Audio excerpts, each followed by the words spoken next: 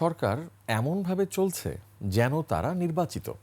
এমন মন্তব্য করে বিএনপির স্থায়ী কমিটির সদস্য আমির খসরু মাহমুদ চৌধুরী বলেছেন, ডিসেম্বরের মধ্যে নির্বাচন দেয়া প্রয়োজন। আর নির্বাচনের তারিখ ঘোষণার দাবি জানিয়েছেন বিএনপি চেয়ারপারসনের উপদেষ্টা জয়নুল আবদিন ফারুক। কেসারেন শেকড় থেকে শিখরে। রাজধানীতে আলাদা অনুষ্ঠানে এসব দাবি করেন তারা। বিস্তারিত শফিকুল ইসলামের রিপোর্টে।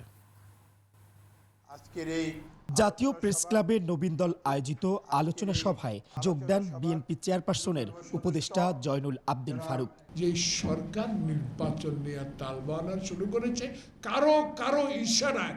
এ সময় গত 9 মাসের পরীক্ষায় সরকার উত্তীর্ণ হতে পারেনি মন্তব্য করে বিএনপির এই জ্যেষ্ঠ নেতা বলেন, তারা জুলাই গণঅভ্যুত্থানের সফলতা ম্লান করে দিচ্ছে। আপনাকে ক্ষমতায় সরকারে বসানো হয়েছে এই দেশের মানুষকে একটি সুন্দর নির্বাচন উপহার দেওয়া। আসুন একটি নির্বাচন তারিখ ঘোষণা করুন। অন্যদিকে রাজধানীর গুলশানে সমসাময়িক ইস্যুতে কথা বলেন বিএনপির স্থায়ী কমিটির সদস্য আমির খসরু মাহমুদ চৌধুরী। সব আলোচনা হচ্ছে, সব কর্মকাণ্ড চলছে, অ্যাজ ইফ একটা নির্বাচিত সরকার দেশ চালাচ্ছে, কিন্তু নির্বাচনের কোনো খবর নাই।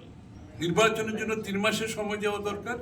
এখন থেকে যদি 3 মাস দেন, 4 মাস দেন, ডিসেম্বর তো অগাস্ট, সেপ্টেম্বর, অক্টোবরে নির্বাচন হতে পারে। জাতি একটা শঙ্কার মধ্যে আছে মন্তব্য করে বিএনপির স্থায়ী কমিটির এই সদস্য আরো বলেন, নির্বাচন যত বিলম্বিত হচ্ছে দেশ তত বেশি অস্থিরতার দিকে যাচ্ছে।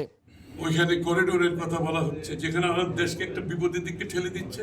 এটা কোনো তাদের দায়িত্বে পড়ে না। মোহাম্মদ শফিকুল ইসলাম, 21 টেলিভিশন, ঢাকা।